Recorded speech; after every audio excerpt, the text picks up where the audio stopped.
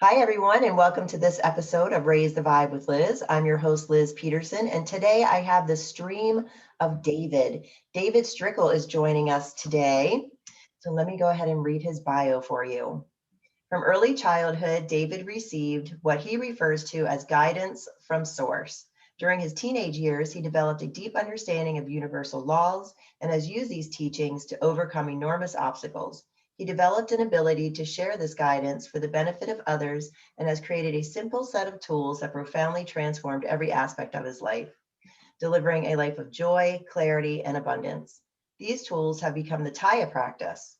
Through his best-selling book, radio show, podcasts, and online training programs, he has helped transform the lives of those seeking a new way all around the globe. Hi, David. Welcome to the show. Thank you, Liz. It's great to be here. Great to have you.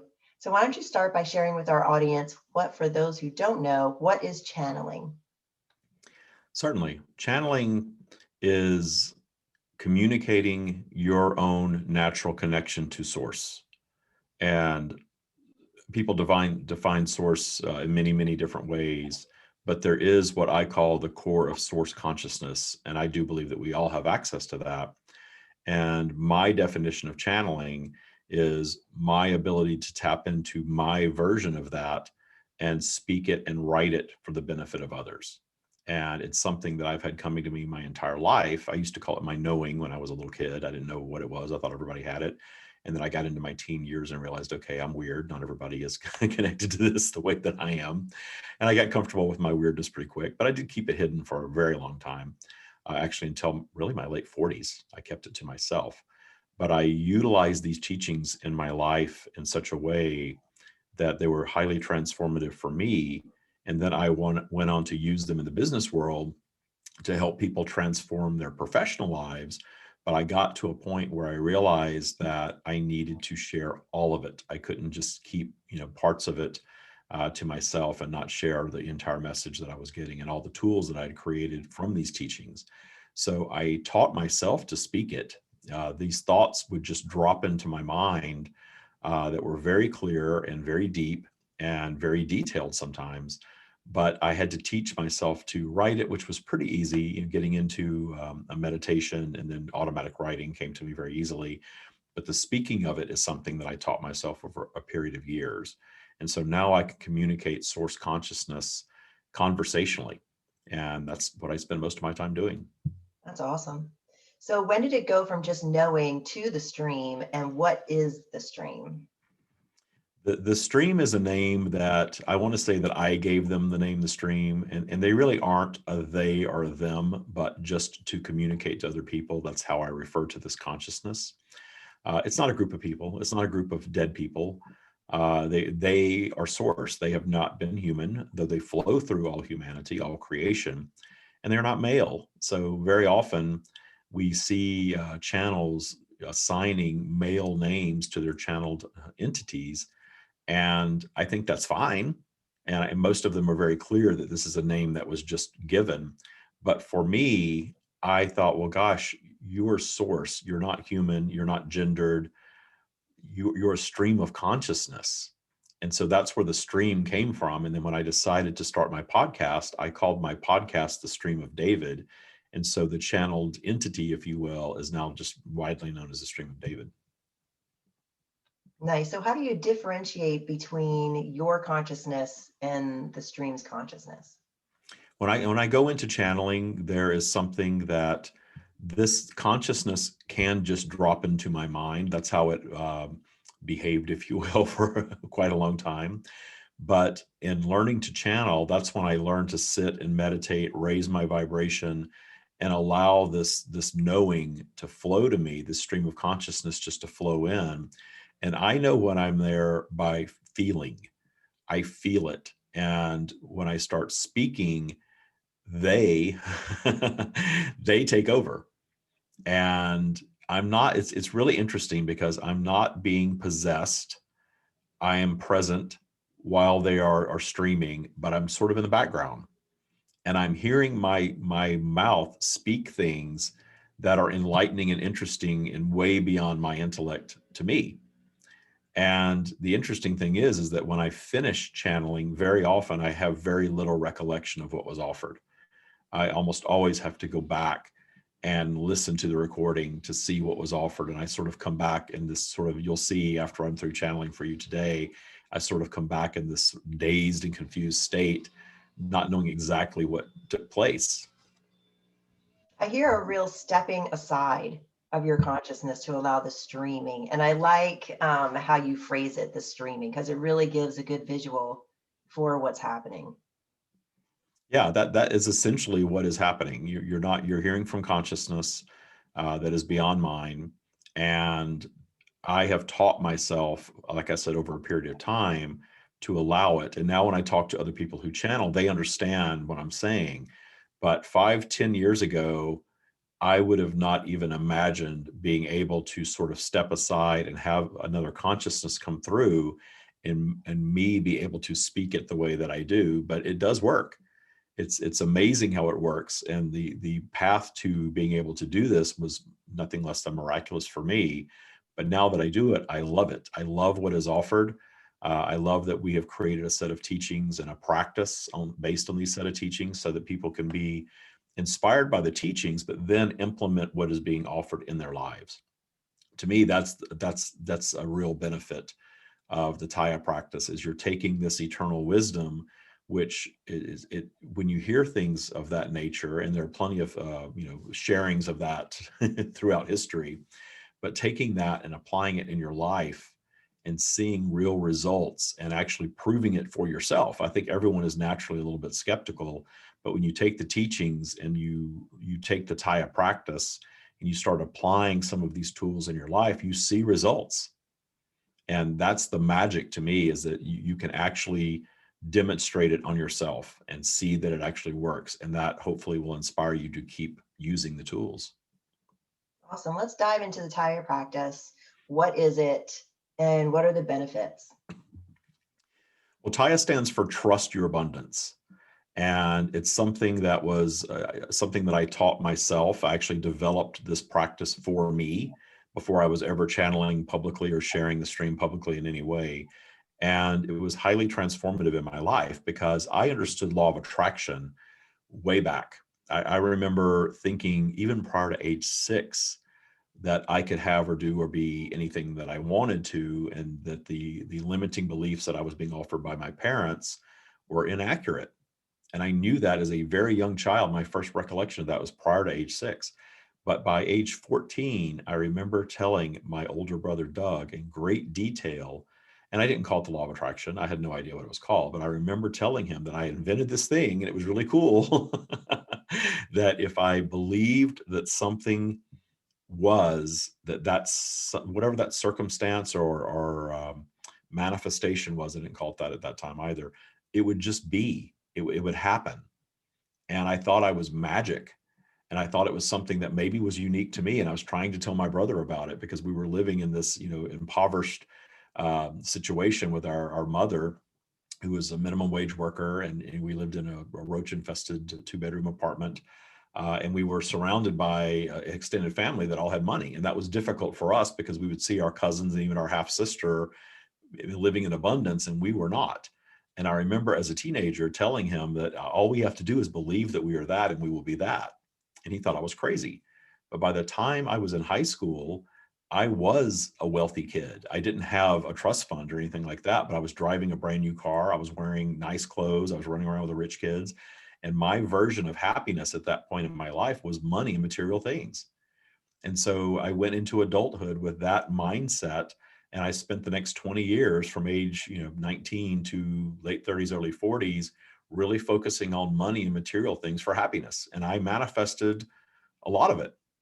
And then I got to age 40, 41 and realized, well, gosh, I have all this stuff that I'm supposed to have to be happy, and I'm still not happy. What's going on here? I had the big house and the German cars and the, Gucci loafers and the good wine and the nice furniture and all that stuff. All the stuff, from a poor kid perspective that you need to be happy. I still wasn't really happy. I didn't really love myself. I had a lot of other things in my life that I ignored with this knowledge and really just focused on material things. And that was around the time the book, The Secret, was published, which sort of blew up the idea of the law of attraction for the world. And I loved it. I knew that it was truth. But I then started becoming more of a student of the law of attraction because there were elements of it that I hadn't fully comprehended just from this knowing. And I hit a wall with some things. There were some things that I wanted to manifest that wasn't working.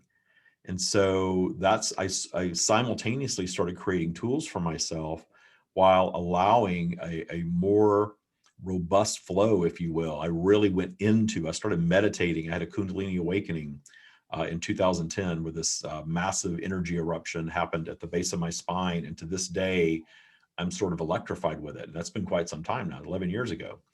And in that awakening, that energy awakening, the flow of information became much more pronounced. I came to understand what I was receiving in all of that. And that was a very transformative period of my life.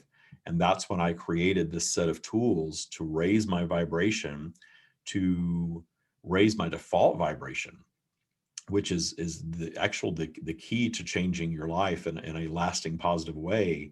Because we sort of, we'll do things and we sort of take off and we get some progress going in a business or a health regime or a relationship, and it seems like we're going in the right direction, and then suddenly we sort of get pulled back and default back to our old way of being, or we find ourselves in this repeating patterns of certain unwanted aspects.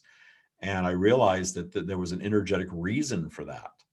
And the tools that I created in the TYA practice were all about trusting the universal process of creation ultimately. So in my teachings now, I talk very little actually about the law of attraction. I view the law of attraction like gravity. It just is. It's happening all the time. But we often don't really understand it because we're attracting this mix of things into our lives, positive and negative. And getting really deep into the stream's teachings, I came to understand the value of the negative, why our vibration is always in flux, why polarity, it's a term that we came up with because polarity is universal forces. Before we went on, you mentioned Mercury retrograde. Obviously, there is polarity in the universe that causes shifts in energy, shifts in vibration, and we're all subject to that. We feel it.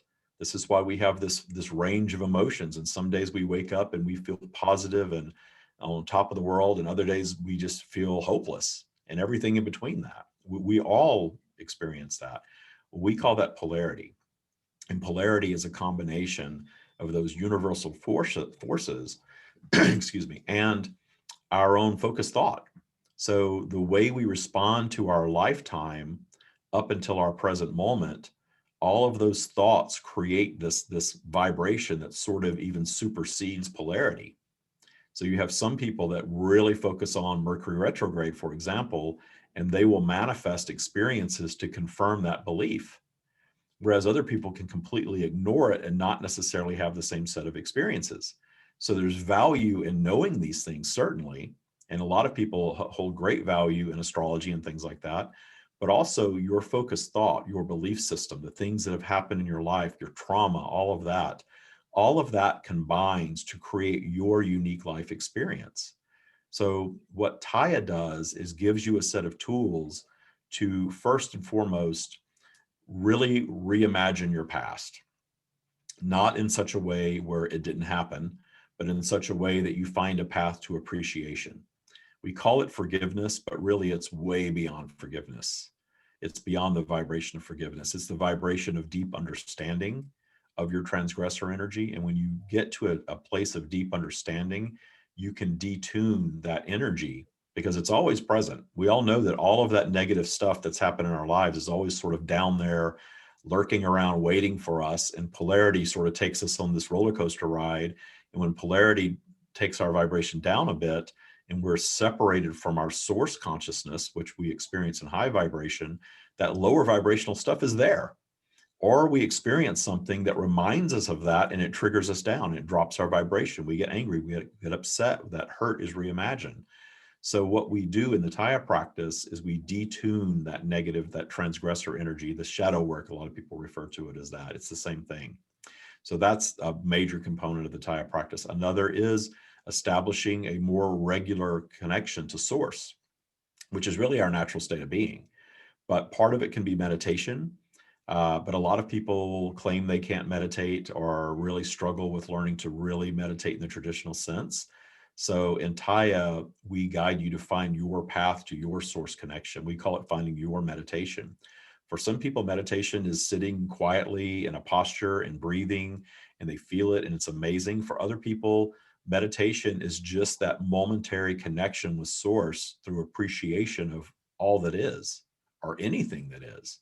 So that reestablishing that regular connection to source, because when you're connected to source, that is your source of all new thought, all new creation. You are trusting, you are believing, your intuition is flowing, you're at your very best when you're source connected. So we seek to be source connected, not all the time, because that's not going to happen, but much of the time. It's a more source connected natural state. The third component of TYA, or pillar of TYA, is understanding polarity, understanding that vibrational spiral that we're all on, this flow through high and low vibration, and what that looks like in our lives and where we are vibrationally. A lot of times we spend time in what I call get it done mode. We're getting life done. And when we're in get it done mode, are we up source connected and trusting and appreciating and loving every moment of it? Or are we truly in get it done mode and we're not? And there's a difference between those two vibrations. And obviously there's great benefit in doing everything that we do in that source connected space. So it's about connecting to that energy as much as possible. And then the fourth pillar is intention, being very intentional with what we want. But I've gone through a period where I was very, very specific and intentional about specific things. And I've moved through that now to where I am, and I'm guiding other people in my programs to really just focus on what you want to feel and experience and let the universe provide the path to that. And it's so much better than what we can come up with on our own when your intention is just to be joyful and abundant and healthy and happy, and in that high vibrational space where you have so much to offer the rest of the world. So very long answer to your question, but that's really what TYA is those four components practiced as a way of life. Raise your vibration and deliver joy, certainly, and deliver a lot of clarity and deliver abundance. Ultimately, whatever your version of abundance is, it just flows a lot easier in that higher vibrational state. That's awesome. What a great description. Thank you for walking us through that and the pillars. So let's go back to aligning our mindset to this consciousness. Can you walk us through, for someone who may not be in alignment with that abundance mindset, what we can do to align ourselves to that? Certainly. The clearest path to alignment is understanding that there are certain aspects that we absorb in our lifetime that need to be reimagined. Sometimes we'll joke and say it needs to be unlearned. A lot of the fear-based teachings that we absorb in our environment, fear is a very active vibration for all of humanity. We are sort of moving out of that period, and more people are moving into more trust and more freedom, certainly. And that's creating this mass awakening that we're seeing on our planet. But that's also creating a lot of the backlash we see of that. Some of the scary stuff that we see out there are people who are moving in a faster energy stream, if you will, and it terrifies them. And then they act out in really polarized ways. Whereas when your vibration is higher, you're not operating in fear and you're not operating in judgment. And so the clearest way to move to that is to detune fear and judgment from your life on a systematic basis. And it's not easy. I call it work. We call TYA work. In fact, my training program is called TYA Boot Camp. And that's not just a cutesy phrase. You're going to get in there and you're going to work your ass off. That's why we call it boot camp, because it is work to sort of change this belief system. If you've got a belief system going on that isn't serving you, it takes some effort to change it. Now, the cool thing is that when you start doing the work, you start seeing the evidence real fast, and that will inspire you to do more of it.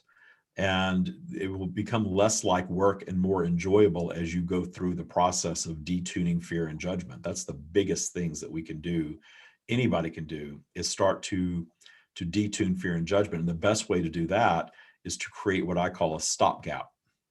And a stopgap is where you teach yourself to stop yourself before you slide down that vibrational slide down into lower vibrational territory of fear and judgment. So, for example, when something triggers me, I will stop and ask myself, is this worth me going down my spiral over? We talk about the vibrational spiral, and you up the spiral is source connection, down the spiral is disconnected from that, where all of the negative emotion resides. So I'll stop and ask myself that question habitually now.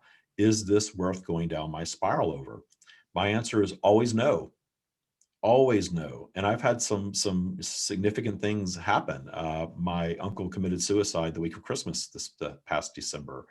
I called to tell my father that his brother had done this, found out my father was really in bad shape, and they didn't know if he was going to make it to Christmas. That could have been a down the spiral time, but in the TYA practice, that didn't trigger me at all because I'm able to be in full appreciation of everyone's experience.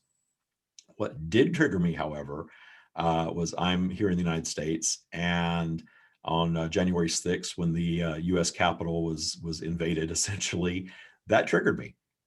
And I really had this negative reaction to that when I saw it. And I was kind of surprised that I did. And I did the stopgap. I stopped and said, wait a minute, is this worth going down my spiral over? Set my phone down and got off the news and went out into my living room and sat and did a meditation, got my source connection going, appreciation of all that is, and then really got clear on the fact that, okay, we have a group of people who are operating in their bubble of reality, acting out in their way. And then we have another group of people who are really upset by that, and they're operating in their bubble of reality. And there's nothing really right or wrong about any of it from a source perspective. So being able to connect to that high perspective of source, of non-judgment, we are taught a lot of fear. And in all that teaching of fear, we are taught so much judgment, because we are here to discern our preferences. Certainly, we're not here to just love everything, as far as wanting to include it in our lives. But the idea of judgment is all about, I need other people to behave the way that pleases me, but I don't. Why is that? Why would I need that? If I love myself and I'm at one with source, why do I need other people to behave in certain ways or vote certain ways or anything of that nature to be in alignment with what I want? If I'm trusting my abundance, TYA, TYA, I'm not worried about stuff like that. I'm not fearful about it. It's not triggering to me anymore. So that was a really interesting exercise within just a few weeks of those things happening, that something so personal didn't trigger me, but something external regarding really a political situation, and I'm not even into politics, that triggered me. And so then I went into, well, what was the trigger? What was the root of that trigger? Well, the root of the trigger was that I somehow had this vibration of still needing justice, needing people to be respectful of one another. But again, that's an egocentric need, that I need other people to be respectful of one another. So in the TYA practice, we go into whatever the trigger is, figure out what the root of that is, and detune it through a process of appreciation. And then when you detune these things, they are not triggers for you anymore. They still exist. The negative aspects of my childhood still exist, but now I view them in full appreciation. I view my upbringing and my parents and my financial situation and my learning disability, all that stuff, and like, wow, all of those things created this unique being that I am. I would not be here doing this if I hadn't experienced all of that. So, but I got on the path of doing this by first finding the appreciation. I didn't wait until I was successful doing what I'm doing and then find appreciation for it. I put the appreciation first. We have to put the cart before the horse. I don't know if that's still a saying. I'm 53, so it's one of those things that, but we do, vibrationally, we have to put the cart before the horse. We have to feel loved first to really receive love. We have to feel worthy to be worthy. We have to feel healthy first, even when our body is telling us otherwise, to attract health. And we see evidence of that. When people can trust and hold themselves in these spaces, their lives transform. But developing the ability to trust is the challenge for most. So that's what the TYA practice is all about. Gosh, that was a great example of polarity and walking through our eliminating belief systems, our judgments, and really stepping back and getting a worldview so to speak, of a situation that's happening, bringing awareness to your triggers, bring awareness, to what's happening in the world and that polarity that exists in the world. That was a great example. Thank you. Do you have another example about how polarity affects vibration or energy of creation? Certainly, the polarity is something that is necessary for creation. I love that you use the term creation because, again, we don't talk much about law of attraction. We talk about the universal process of creation, and law of attraction is a component of that. Law of attraction is simply that whatever vibration you are putting out, you are receiving back, right? And that's true. But polarity is the thing that creates this vibrational flow where we're never in the same vibrational space, no matter what. As physical beings, we are going to drop down into lower vibration sometime. And coming to understand that polarity is a gift and that low vibration has value is very life-changing, because there's a lot of people that are teaching about law of attraction that are sort of giving the idea that you can never be in low vibration. You've got to be up in high vibration and connected to source all the time. But when you're in that zone, you're not experiencing anything that inspires true creation, true new creation. And we are here as creators. We are here to create our expansion and contribute to the expansion of the entire universe by creating new things, whether they're physical human creations or new thoughts, or just expanding our planet in some way. So we create a situation in low vibration that is a challenge, and then we allow polarity to take our vibration back up. And when we're up in high vibration, source connected, where we can craft a new thought and a new idea, we come up with the solution for the problem. And in coming up with the solution for the problem that we created, we grow as human beings, but we expand as consciousness beings, which is how the universe was created. And I'm jumping way ahead into teachings, but definitely that's how the universe was created. That's why the environment of Earth was created. That's why humanity was created. And that's why we as intelligent beings are coming and experiencing the range of positive and negative.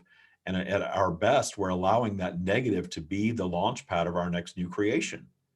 And it always serves that purpose. And if we start viewing it as that, then suddenly we're not fearing our obstacles as much. We're not dreading them. And we're not fearing that down the spiral time. And when we're not focused on that, we're not experiencing nearly as much of it. And that's the lovely thing, is when you find yourself in a lower vibrational field, you're a little sluggish, your energy is lower, you're not as hopeful, teaching yourself that space is okay, and that any obstacles that you manifest from there are actually serving your expansion. And all you need to do is find appreciation for them. And then that appreciation actually raises your vibration. Appreciation always raises our vibration. So when you find appreciation for your obstacle, it raises the vibration. And in your higher vibrational state, you don't even have to look for the solution. The solution just happens when your vibe goes back up. So the stream is talking a lot lately about the 3 points of creation. That's why the number 3 is so powerful, because you have an idea that springs forth in high vibration. You have a disruption of whatever that creation is when your vibration drops, and then you go back up to high vibration and solve the disruption. And ultimately, the disruption allows you to create an even better version of. It's just like when you're starting a business and you're going to have these twists and turns. And if you overcome your twists and turns, you find success. But if you let the twist and turn shut you down and quit and give up, then you're never going to find success. But that's an example of the universal process of creation. Apply that to romantic relationships. You meet somebody, you're excited, there's an attraction, it's great in the beginning, and then a little time goes by and the vibration drops a little bit, the flaws show up, you start focusing on the negative aspects rather than the positive, and then the rifts occur and the differences occur. And from that space, you can throw in the towel and give up, or you can go back up into higher vibration and find renewed appreciation for this relationship, for this person, and actually create a stronger bond because you had the lower vibrational experience. And this goes on and on and on and on into infinity. And that is the process of creation. And that's why we're not in this static environment where everything is just perfect all the time. And it's not going to be that. The stream is very clear that a physical environment is going to be an imperfect environment by design. And as soon as we find utopia, that will be the end of it, because we don't need it anymore. We're in that state eternally. God, I love that description. I'm really a firm believer in that our difficulties really help us move forward, for sure. Absolutely. But look how we're taught to fear them. We're taught Yeah, that life is supposed to be this magical, perfect thing. I call that the Instagram version of life. And it's not for anyone. no. And I know people that have Instagram pages that are beautiful. Everything is beautiful in their lives. And I know them, and I know that they're not showing the other 50% or 40% of what's going on. And I don't blame them. I don't do that either. But that's interesting that, we have this ideal life that we're all striving for. And I think that's fine. Just like I think it's fine to want to clean up the environment. But viewing the earth as damaged and broken and awful and evil and all that stuff isn't cleaning anything up.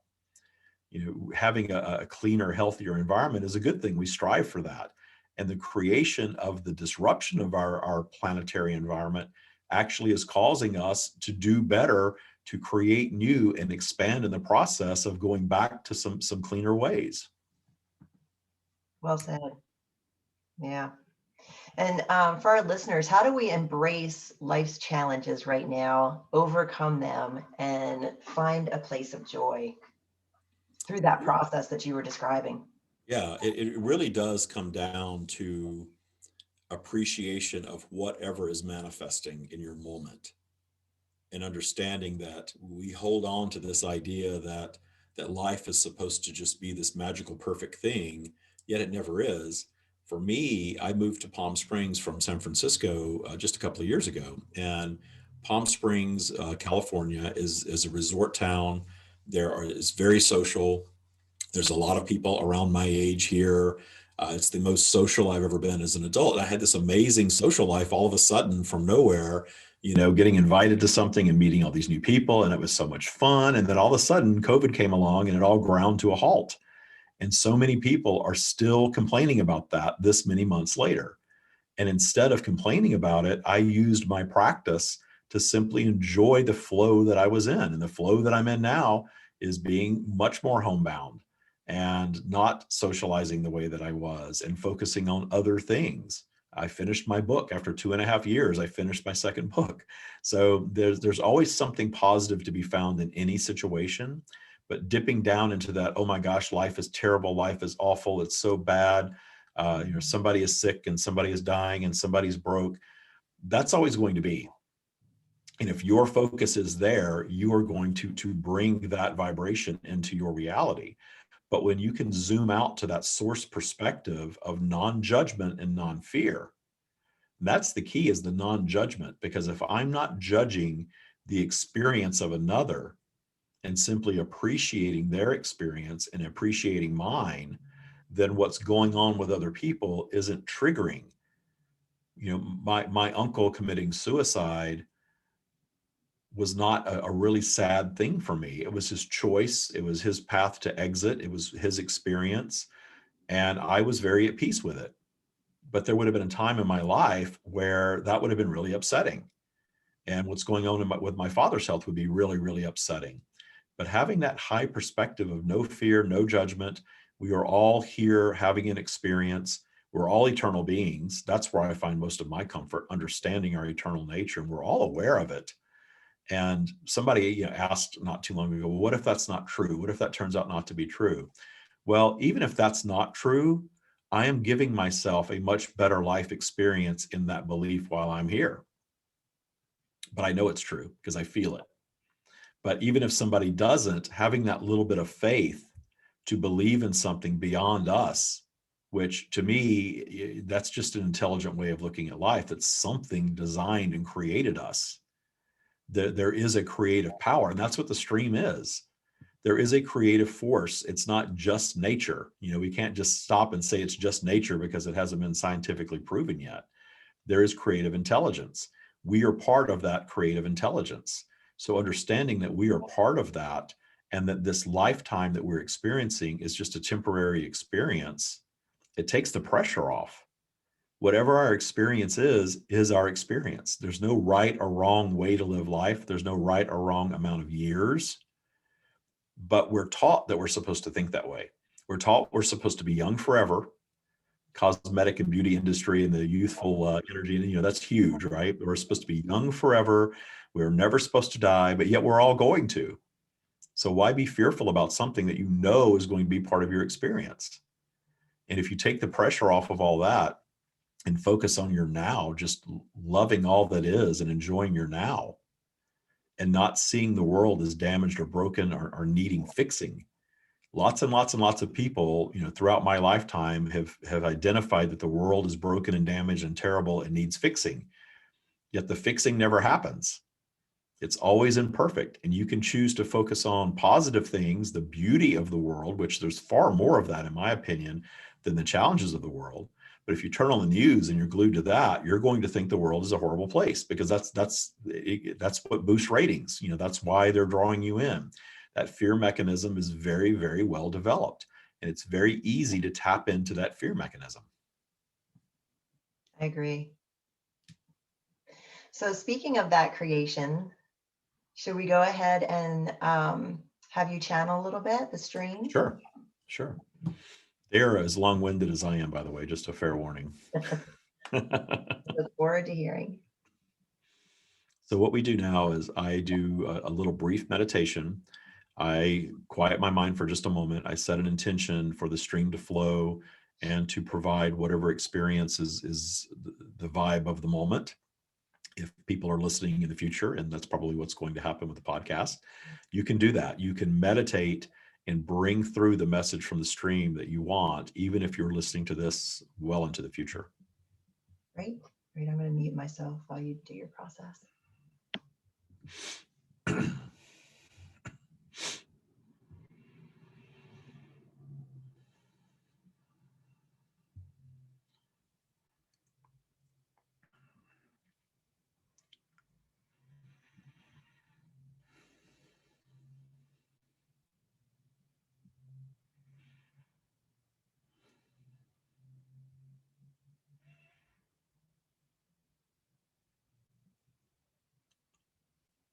We are here.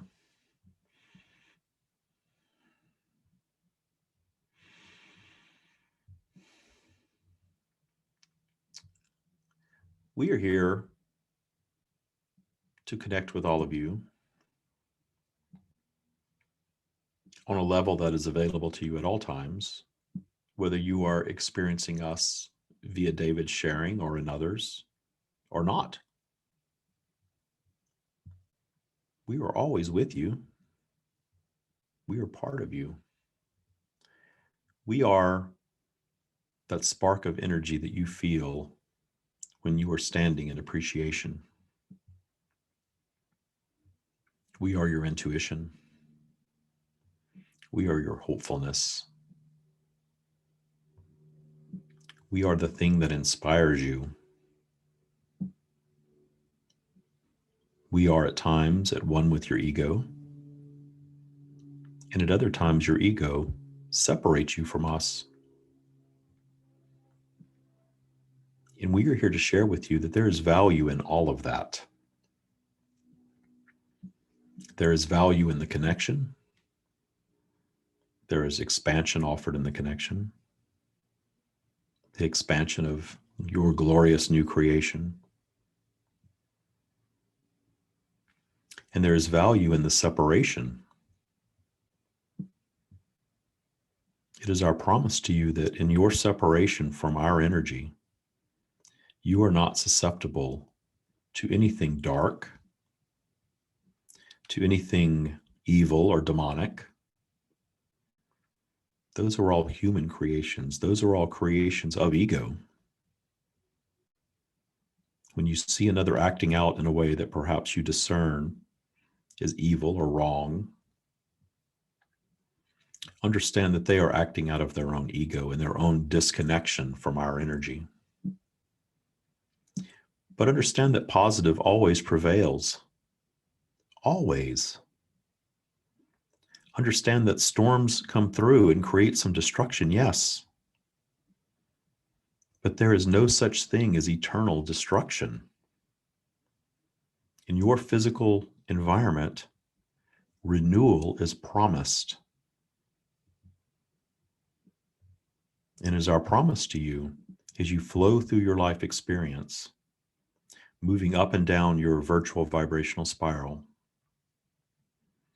you can make every moment and every movement one of clarity and one of appreciation, if not joy.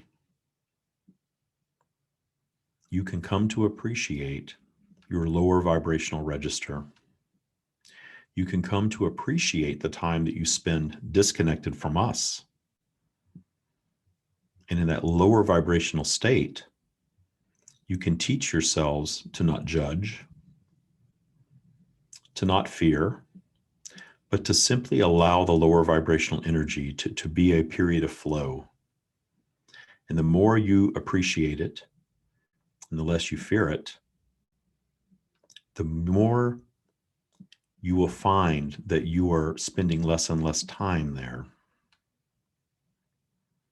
that you are in higher vibration much of the time. For that is your natural state of being. But due to the polarity of your physical environment, you are going to flow out of that from time to time. This is all part of the process of creation. You came here intending to attract a mix of positive and negative things into your lives. For the negative things that you attract can all serve to expand your consciousness. Even if you have attracted some things that you cannot begin to understand how or why you invited them into your life, we are not guiding you to spend a lot of time worrying about that. We are guiding you to find unconditional appreciation for all that you are, all that you have been, and all that you shall be, because it is all happening simultaneously. That is why we guide you to detune your negative judgment of any aspect of your past, because any negative judgment that is not detuned keeps that vibration active and can keep unwanted things flowing to you. Because in the back of your mind, that negative thing that occurred, and your judging of it as bad or wrong or evil even, is the very thing that's keeping it alive. We guide you to forgive it all. We guide you to appreciate all that is. And in that zoomed out high vibration of appreciation, feel the joy and clarity of your connection to this energy. We are happy to answer any questions that you have.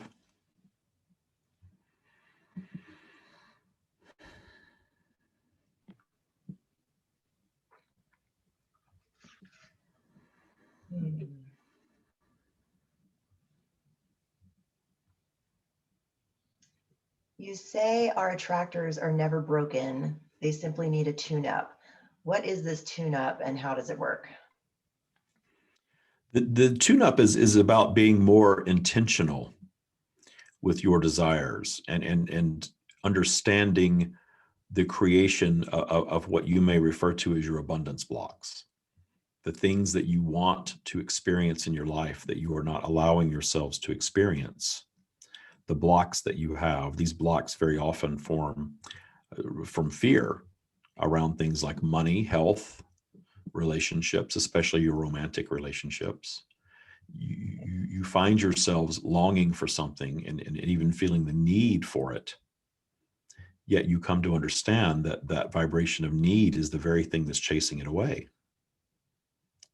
We are guiding you to understand that the universe is not a judgmental entity.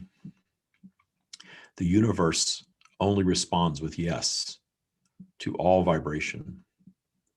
And in that responding of yes is delivering a mix of circumstances for all creation.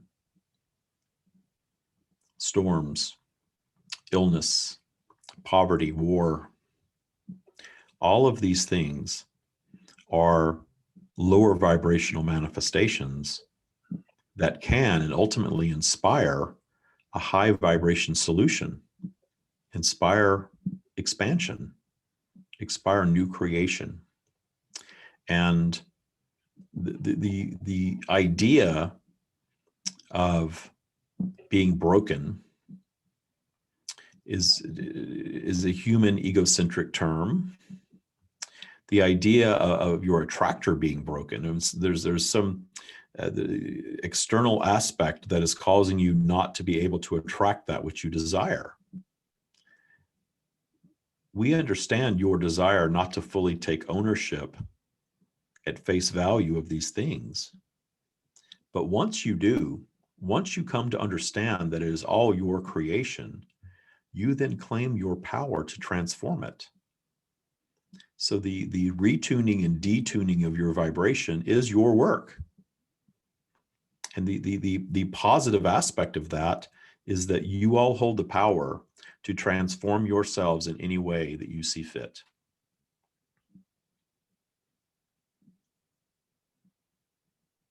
Great. How do we project our consciousness to manifest our desires using those tools? And what is the true nature of intentional manifestation under these guidelines? You possess the ability to hone in on anything, even things that do not yet exist in your world, and have them come to full physical manifestation. However, the tripping point that many of you encounter is holding that vibration through your natural vibrational flow. When your vibration is high, it is quite easy for you to believe and trust. But when your vibration drops, the belief is not so easy. But it is our promise to you that you can establish a set of tools with clarity and allow yourselves to trust, even when your vibration is lower than neutral, even when you are down in negative emotion. You can make that lower vibrational experience one of faith, one of trust. And when you are trusting and you are not placing your hands in your creative clay in that lower vibrational field, and instead trusting and appreciating the process, allowing your vibration to go back up above neutral and connect with our energy, your intentions come to be. But we also guide you not to be so intentional that you are trying to micromanage every aspect of your reality, because the universe has a way of delivering things to you that are beyond your imagination when you so allow. And when you zoom out to the high perspective of simply desiring joy and excellent health and joyous experiences and serendipitous moments and interacting with other beings that are your vibrational match, you can be that general with your intention and step out of the way of the universe and allow a magnificent life experience to manifest in your paths. But you can also be more intentional with specific things. But the more specific you are, the more you start to look for those specifics, and the more you are liable to allow the vibration to drop when things are not manifesting exactly as you set forth. And that very often causes you to be on the cusp of allowing something to flow right into your lives, only to have it vanish because you become a little impatient with the time frame, or you become a little weary of the process, or you see a twist and a turn or a turn occurring, and you do not understand that those twists and turns are actually creating a more perfect version of whatever creation you are allowing. Awesome. What information would you have for our listeners today around the situation that we find ourselves in the world? The state of your world is always in flux, and time is continually speeding up. Though what you have created collectively as a human consciousness is a quickening of energy, certainly. And you have created this via your technology.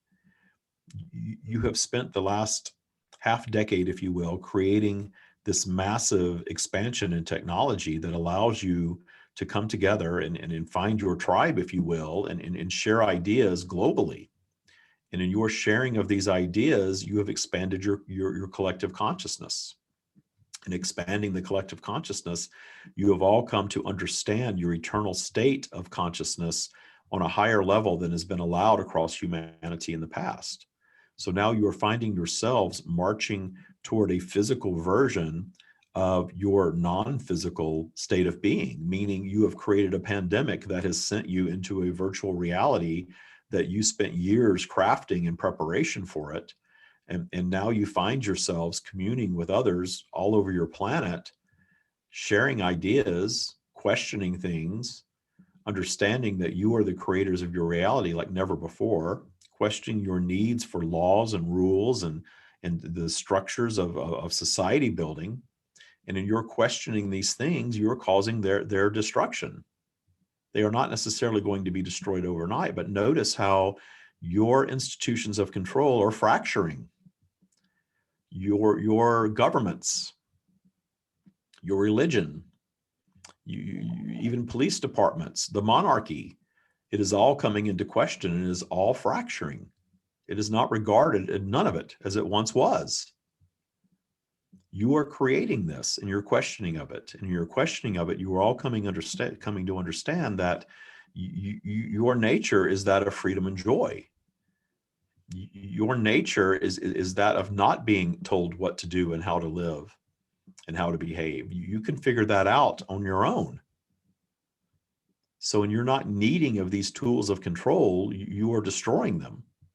And in your destruction of them, those of you that understand what is going on are moving to higher vibrational territory, creating what you may call an awakening experience in your lives, seeing more clearly perhaps than ever, and are joyous in this transformation because you understand what it's leading to. It's not leading to utopia, but it's absolutely leading to humanity understanding their eternal nature like never before. But you're not all here on the same journey. There are many who are choosing not to experience what you might call awakening. There are many who are very activated by fear and motivated by fear. And you see the aspects of that playing out. But as our promise to you, your bubble of reality is your creation. So what you pay attention to is going to flavor your bubble of reality. So if you pay attention to love and light and appreciation and forgiveness and love of self, quieting your mind enough to allow your own natural connection to this to flow to you, you all have this. This is not unique to David, though his ability to share it is. But the information, the love, the guidance, the clarity is available to all of you. And as our promise to you, if you have found your path to these words and this sharing and this interaction on this broadcast, it is by no accident. It's because you have a curiosity, you have a knowing. And even if these words are a bit challenging for you, that challenge is going to cause you to go deeper into your own mind and discern your own preferences. And we are always guiding you toward that. We are guiding you toward that above and beyond what David is offering here. Allow this to be the spark of your imagination. Allow this to be a turning point if you feel you need one. But understand the answers can be explored externally, but ultimately they're all internal answers. You discern your preferences for you. And our promise to you in all of this is that regardless of what you do, there is no getting this wrong. There is no messing up as a human experience. It is our promise to you when you return to your completed state of being, your eternal state of being, that you will look back upon your lifetime experience and understand the expansion that you received, the amazing journey that you created vibrationally for yourselves. And in doing so, expanded your consciousness and thus contributed to the expansion of our consciousness. Beautiful. Thank you so much for sharing that message. With much love, that is what we have.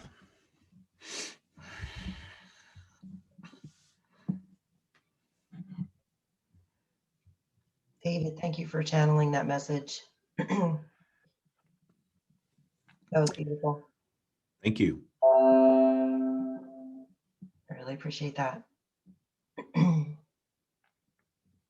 you have any final thoughts that you would like to share with our audience? It's been good being here. I appreciate you allowing me to go in depth, explaining all the things that I did. There's a lot of this that when you first hear it, maybe it's a little confusing, maybe it's a little much, but I don't know how to limit it. I get on with somebody like you that loves it and absorbs it, and the interaction is so great that it just kind of all flows out.